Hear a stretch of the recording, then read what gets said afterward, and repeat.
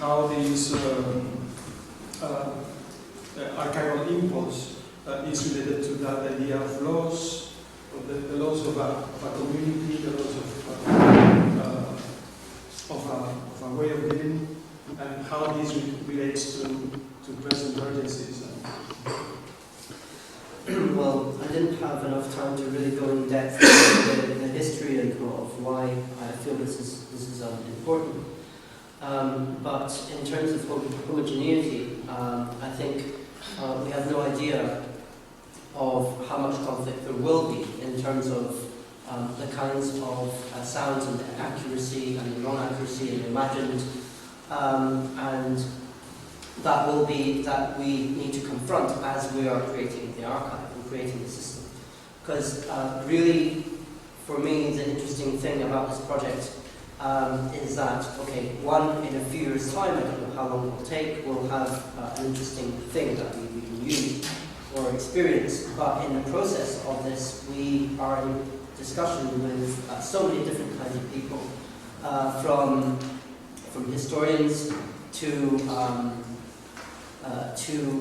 the Beijing Archive, like for example, the Beijing Archive Center, to folk practitioners, to residents, people with memories, in order to try to confront what the reality of the sound environment was. And I only used the examples of traditional Beijing, pre-1949 Beijing, because that's the part that we've done already. We have actually done a lot of work on that timescale. We haven't done the 50s, 60s, 70s, and 80s, and a lot of that will be, I'm sure, very contentious in terms of its accuracy, in terms of what actually happened. In the Hutong that I showed you, the Hutong where my family originally lived, there was very intense purges, political purges, because that was the Hutong, that was the alleyway. Hutong is another way for alleyway. The courtyard is where you live. The Hutong is where, for example, Rong Yiren stayed. Rong Yiren was the first ever communist entrepreneur who was the right-hand man of Deng Xiaoping to create the open door policy. Economic miracle of China in the 1980s. Hua Guofeng stayed in that Hutong. Hua Guofeng was the chairman of China who replaced Chairman Mao Zedong after he died. So it gives you the kind of idea of the kind of people that stayed in that Hutong. My great-grandfather was the last mayor of Beijing under the imperial system. So because of the status of the people who lived in that Hutong, there were intense purges. And these are, I very briefly touched upon that at the end, those are historical episodes that are not entirely or necessarily in the past. I mentioned the singing the red songs, the revolutionary songs, as this was something that actually very nearly became a political reality because of the now purged Communist Party leader of Chongqing, called Luo Xilai. He had a huge nationwide campaign of singing red songs. He spent hundreds or even thousands of billions of yuan. I mean, kind of sums of money that are incomprehensible to Europe, on just paying people to sing these songs. This went all the way down to the street level, to the Hutong level, to the residential level. And if this person won a political game with Xi Jinping, who's the current president of China, then we would be under a very real threat of going back to some of Mao's policies. Now, the very fact that our archive will show that these songs are being sung in 2011, 2012, does show, is just one example of the historical, what you said, urgencies or relevances with contemporary society today. I don't know what else will crop up, because sound is something that is not, let's say, suppressed, but is not activated. It's all part of our memories, but we do not have a mechanism to make it conscious in our everyday thinking. And this project is designed to basically to attempt to do exactly that. But when you listen or when you pay attention to something like the sound, it's because you're expecting to hear something. Obviously, in the very act of listening, you are obviously projecting a historical question. There's a nudge to know something, and probably that's something. The system that we're designing, I mean, I don't know how perfect it is yet. We've designed a very flexible system that works on probabilities. So, what are the probabilities that a certain sound occurred in this year, in this season, in this time of day? And to name an example, the sparrows are ubiquitous in Beijing most of the time, except for in 1958 when there was a purge of sparrows as enemies of the people. Poor sparrows, all they did was eat grain, and then, of course grain is a staple of the people, therefore the enemy of the people, but they're also the enemy of locusts and other enemies of the people.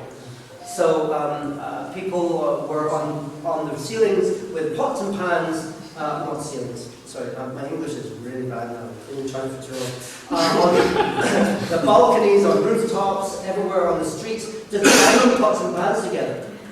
So that the sparrows have absolutely nowhere to land until they die of exhaustion.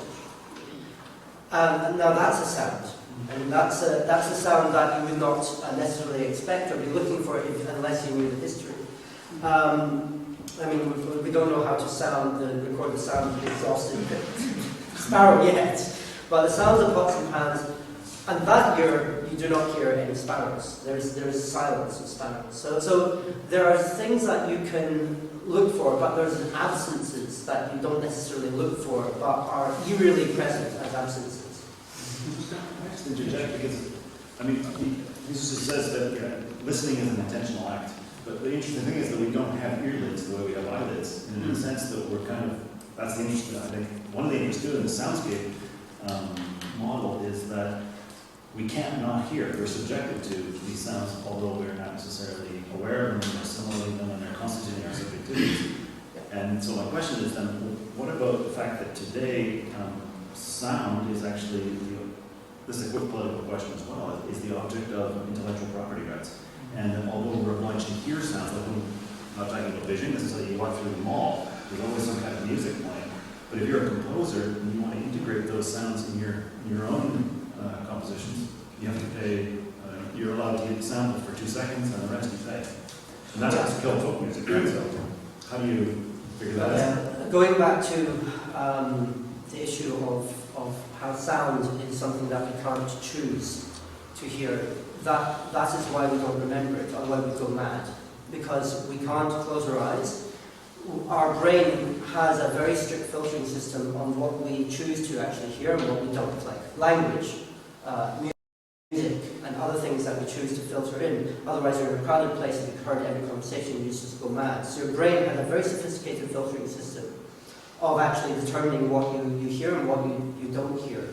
And that's why things are not suppressed, but they're supplemented. They're brought down to a level of memory where it's very much in the background. In terms of intellectual property rights, and I have to ask you, I'm not absolutely certain how to answer that. Well, maybe just the last, but I wanted to bring it up because it's something that, ownership was a key word that came up a few times. And the fact that someone could have the idea that sound could be the object of ownership, and in fact a certain composition of noises and audible experience could be attributed to an author, and therefore they would have exclusive rights to the exclusion of others. That makes it a kind of a burning political issue in the present, if it's not going to become an object of nostalgia for the past. Well, defending the soundscape as a common, something that is common, something that cannot be owned, something that rights probably is a little utopian at this point because it's a debate about who owns that. Well, I mean, I understand the issue very well because I'm also a musician. So in terms of in terms of authorship and ownership of sound, are you asking about this particular this project and how these sounds might be owned by me as the creator of the system, or are you thinking about a more general issue? Because, okay, for example, I mean, I'm going back to someone who's very influential for me, is who's a British musician and field recorder, now based in Berlin. And what he said was that we often think of sound that we complain about, noise, the sound we complain about, traffic noise that's replaced, let's say, the sound of birds and the wind in the trees. But the way of thinking about, for him, he turned it the other way around. It's the kind of, it's sounds are memories in the positive sense that it's what kind of sound environment would you like, rather than what's the kind of sound environment that you are trying to dismiss. And it's a kind of neutral territory, the sounds. And so, for example, pop songs that in China there is no property rights, and so it's an interesting thing. There are in law, but they're absolutely unenforceable. So all music, like for example, musicians, they record, they got almost nothing for royalties. They get almost nothing. So even an experimental noise musician, digital hardcore noise musician, a friend of mine, who recorded an album in Taiwan with total sales of maybe 1,000. Even he found 6 pirated versions of his album. I mean, this is talking about something so kind of like under the radar, and there was.